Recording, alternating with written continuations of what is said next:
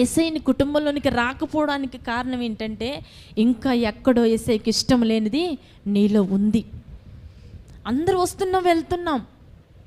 ప్రభు సన్నిధికి రావడం వెళ్ళడం కాదు, కానీ ముఖ్యంగా యేసయ్య మనలో ఉన్నాడు అనేది మనం గ్రహించుకోవాలి.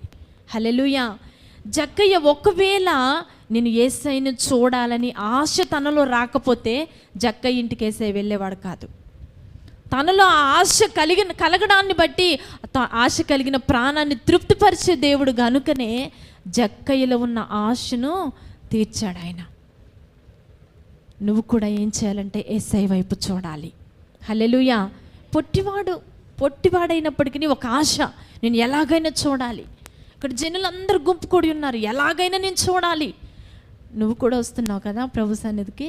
వచ్చినటువంటి నువ్వేం చేయాలంటే, నేను ఎలాగైనా ప్రభు మాటలు వినాలని ఒక ఆలోచన